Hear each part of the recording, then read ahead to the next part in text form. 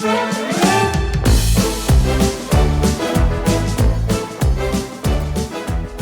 is Tiny Big Moments, a podcast about the tiny moments in early childhood that teach us big lessons. I'm your host, Clarissa Donnelly-DeRoven. I'm the communications specialist here at ParentCorps, an evidence-based early childhood program housed at NYU Langone. On a recent visit home, I sat down for lunch with my 5-year-old brother, Rowan. As we ate, I asked him about the accessory that my mom never lets him go anywhere without. What does your bracelet do? It says my allergies. What foods are you allergic to? Eggs, peanuts, pineapple, and fish. Could you say it slower? Eggs, peanuts, pineapple, and fish. What happens if you eat something you're allergic to? I'll get sick. Rowan has lots of severe allergies, which can make family meals difficult. But for all of the foods that he can't eat, there's lots that he can, and plenty that he enjoys. His favorite at the moment is a split between mac and cheese and, quote, green pasta, by which he means pesto. During our chat, he was eating guacamole, also something green, but his mind was clearly elsewhere. In the clip, you'll hear Rowan and my mom talking. Okay, so you're done eating? Because there's no food till dinner then. Yeah, I know. But only water. Yeah, water. Water to hydrate. Water to hydrate. Yes, water to hydrate. I'm full. Are you sure? Yes. Because you had one bite. I'm full. Are you feeling okay? Yes. Okay. It can be complicated for parents when kids don't eat as much as parents think they should. Feeding your child is one of their most basic needs, so when you do what you think you should, that is, offer them what seems like a properly sized, well-balanced meal, and they refuse to eat, it can feel devastating, like you're coming up short despite your best efforts. In today's episode, we're going to talk about mealtime, from the power struggles to the complicated feelings these dynamics leave parents and caregivers with, and so much more. We're also going to offer some tools and strategies that we use in ParentCorps to help transform mealtime from an ongoing source of struggle to a space for connection. ParentCorps Senior Program Coordinator Cindy Gray is going to tell us that story. I'll let her take it from here.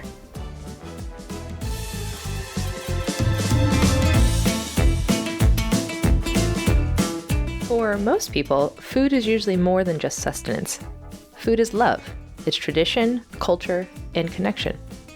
Yeah, pork chops is my favorite thing.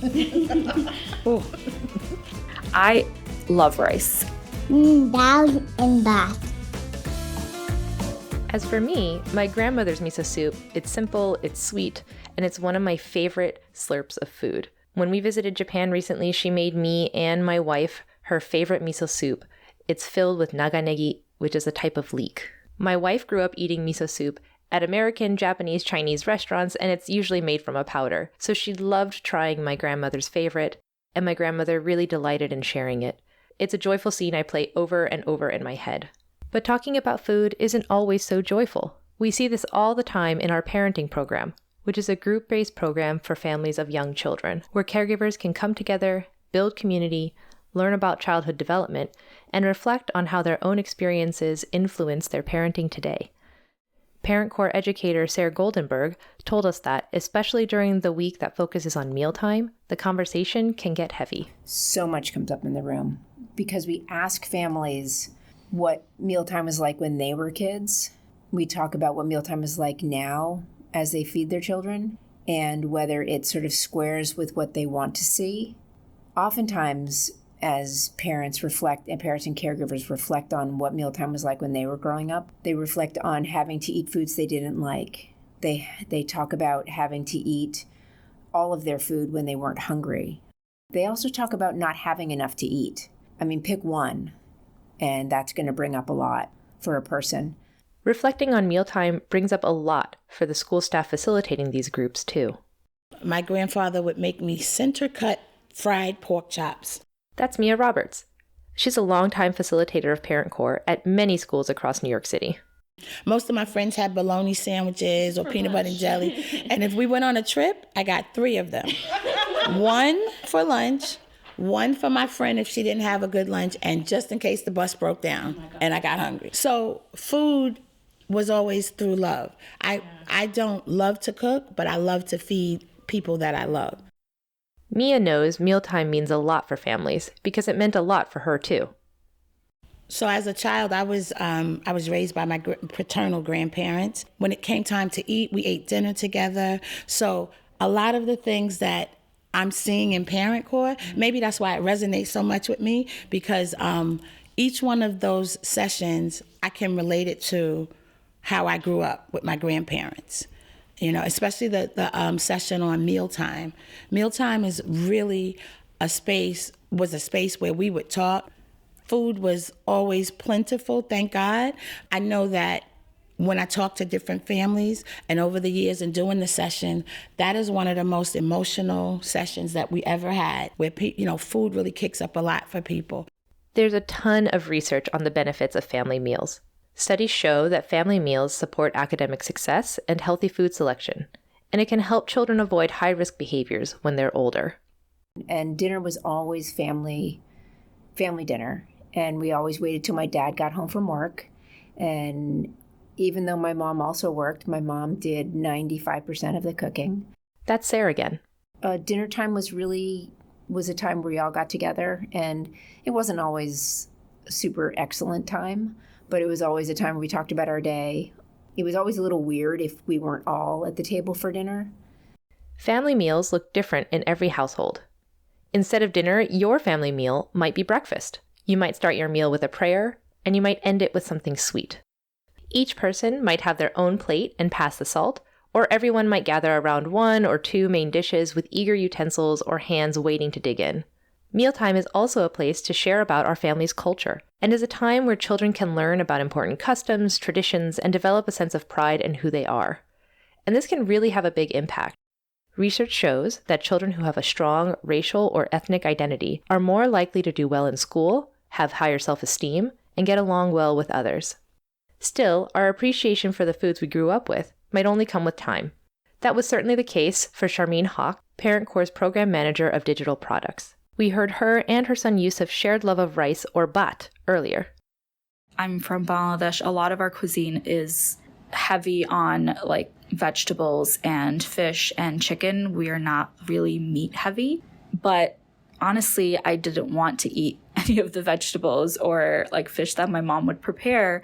And so it was often a struggle for my mom to get us to eat what she was cooking. So there was always chicken. There was always chicken curry, because that was the one thing she knows that me and my brothers would eat. And it was expected that we would eat that. Anything else, at least in our family, things like chicken nuggets or pizza was often seen as a snack, because the real food is rice, and anything that accompanies rice.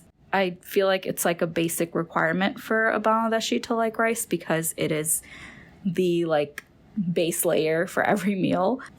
A good plate of plain white rice is sometimes all I need, and I do see it as comforting for myself. Charmine's son Yusuf is 3 years old, and he wholeheartedly agrees. Do you like pasta or rice? Rice. Dal and rice. Dal and rice. Yum. Who makes good rice in your house? I like Daddy's rice. Dadi as in his paternal grandma. Oh, Gadi's rice. Very cool. Wow. Does your dad also make good rice? Did he learn how to make rice from Gadi? No.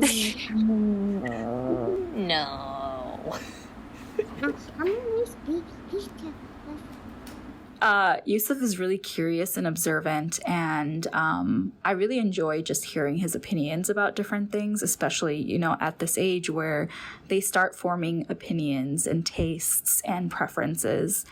He loves going to my mother's house. His good old reliable is essentially white rice, which we call bhat. He's obsessed with white rice, just plain by itself, and also with dal, which is a lentil soup. He has a really good relationship with that, and that is the one thing that he keeps gravitating towards. But he's definitely, I wouldn't say adventurous, but open to new foods. Lots of kids are like Yusuf. They have their favorite foods and are sometimes open to trying new things, but they're not exactly what we'd call adventurous eaters. Lots of kids also are not like Yusuf. Sometimes children love a food one day and they hate it the next. Some kids have no interest in trying new foods at all. All of this, we want to assure you, is normal, even though it can feel distressing for many parents. But there are some evidence-based strategies that we know can help ease this stress and help parents form new dynamics around mealtime. One of our favorite strategies, which we share in our work with parents and early childhood teachers, is called the division of responsibility, which is a strategy from Ellen Satter, which basically divides the responsibilities of mealtime for the adult and for the child. That's Sarah again. So the parent's job is to decide what's for dinner, when dinner is happening, and where it's happening. And kids are going to decide whether they're going to eat and how much, and or how much. So everybody has a job, and once you do your job, you're done. Charmine uses the division of responsibility at home with her son Yusuf, but it didn't always come naturally. There's definitely a lot of unlearning that I'm still doing as a parent with the how much to eat and what to eat. You know, when you think of your child developmentally, a lot of us think of it as like a physical thing, you know, like meeting those like milestones, like those weight and height milestones. Intellectually, I feel like as long as you're meeting the social emotional milestones, like that's what's important. But like in my gut, I still want Yusuf to be healthy, quote unquote. I'm putting that in quotation marks because unfortunately my instinct healthy is like an appearance thing, right? Like you're not too skinny, or you're not like, I recently found out that there's like a husky option for kids clothing, and I thought that was really interesting. But like in my head, healthy is like a very physical features thing, and I'm trying to unlearn that because my husband is like, oh, like Yusuf hasn't eaten like that in 2 days. But he's still like having fun doing his thing. And I'm trying to like explain to him, like, sometimes toddlers just survive on air and like chicken nuggets, and that's fine. The division of responsibilities, I feel like the parent thing, I feel like I wholeheartedly, intellectually, and practically understand that. I think it's the child being able to decide how much they eat that I definitely struggle with, because there's like a sense of accomplishment that I feel when he finishes a meal, and I don't like that. Like I'm like, why am I finding like a sense of self-worth when he finishes a meal? Like I did something. Yeah. It's not my responsibility or my accomplishment when he finishes something. Mm-hmm. That's his. And so not trying to tie his growth and my self-worth around him completing a meal. Like Charmine shared, the division of responsibility isn't exactly intuitive. It goes against a lot of the messaging that we've received. Parents who come to the parenting program often feel the same way. Sarah, who we heard from earlier, hears a lot of initial skepticism. She welcomes it. So the conversation we may have just had about being forced to eat, even though that's still present and in the room, parents out of care and what they believe to be and what they know to be care and concern for their kids is that they can't let their children leave the table hungry. They can't have them not eat something. When we talk more about how much they care about their children and how much they want their kids to grow up and be healthy, the more we can continue to come back to this idea of supporting children to trust their own bodies, because so many families who come to the parenting program, as they reflect, they never had the opportunity to be trusted, to know when they were hungry and to know when they were full. They were told to eat and told not to eat. What Sarah is referring to there is that children are born knowing when they are hungry and when they are full. This is called satiety. Many of us adults have unlearned this. Studies show that young children know how much they need to eat. But at around age 5 or 6, children often start focusing on external signals, like portion sizes and being told by adults in their life to clean their plate. What the division of responsibility tells us, and this is backed by evidence, is that if adults stick to their responsibilities and allow children to own theirs, We create conditions where children become open to trying new foods and where children learn to trust their own bodies. Mia, who told us about her grandfather's pork chop sandwiches, now lives with her daughter Alicia and grandson. Growing up, Alicia always felt her mom encouraged her to listen to her satiety cues. I think back to when I was growing up, Mom, I have to say, she's always been pretty good as far as like, if we didn't like something, like, I don't know, lima beans, she never like made us sit and eat it. She would make broccoli, let's say. So she'd make 2, whatever, vegetables. But now with my son, he's such a picky eater. But I also like try to give him that space to say like what he likes and what he doesn't like. And like when we're eating the satiety, like eat until you're full, and that might not be a lot, or it might be a lot that night. But just when we're talking about the division of responsibility, ultimately, we're talking about communicating to our children that we trust them to make choices about their bodies. When children get to decide what to eat and how much to eat, it's empowering.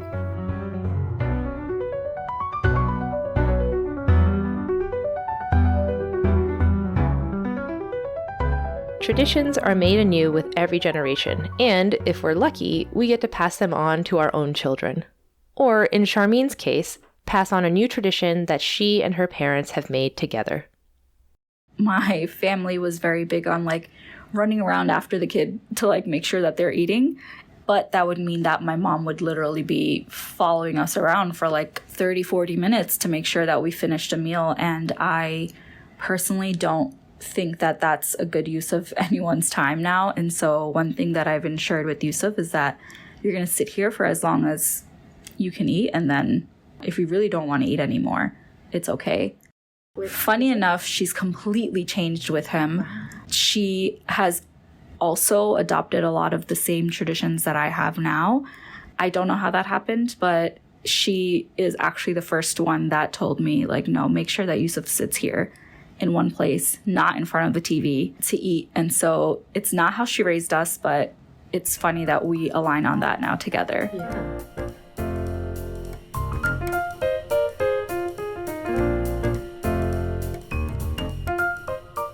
Absolutely. There's always going to be, I think, a lingering bitterness. Hey, where was that when I was younger? And I'm trying to give more grace to my parents because I think the most important thing is that I didn't have those tools either when I was younger. And now I do have those tools. And I think that it's my responsibility to share those tools with my parents. And it's not a perfect conversation. And they're not always oh, yeah, sure, we'll do that.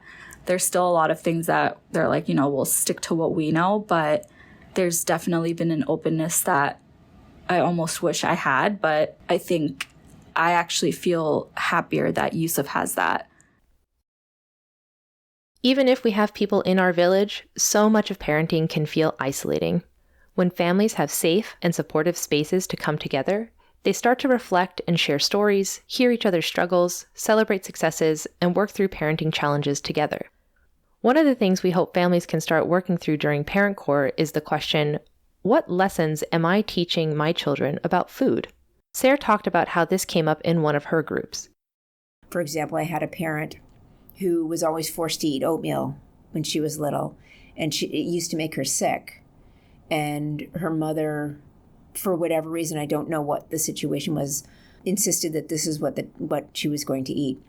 And now that mother will not eat oatmeal, but insists on serving it to her children because she believes it's important for them to eat foods that they don't like either.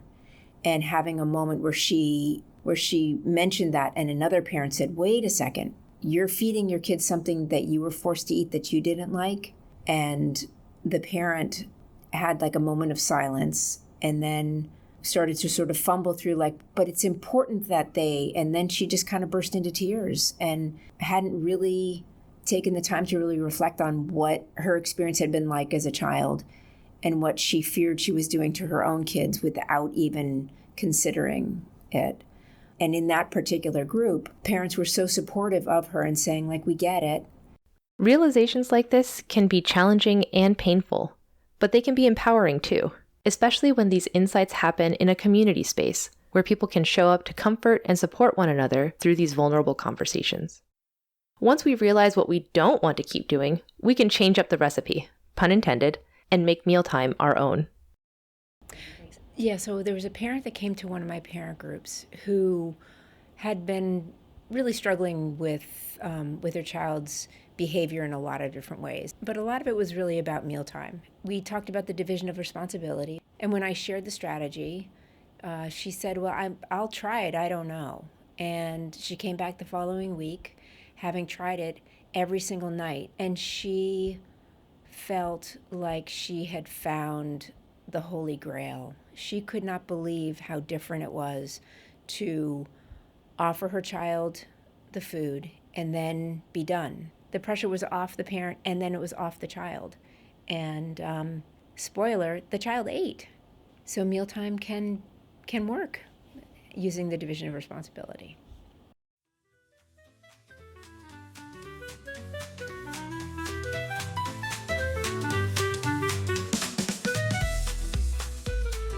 When we think about food, when we think about mealtime, it's a time for people to come together and to connect over food. And it doesn't necessarily mean what the food that's on your plate matters. It's about connecting and being together and sharing an experience. Thank you for listening.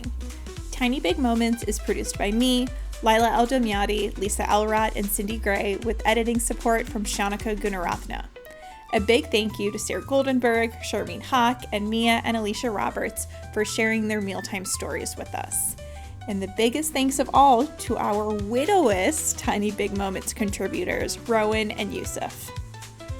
To learn more about ParentCorps, you can visit our website, weareparentcorps.org, and you can donate to support ParentCorps programming at the link in our description box.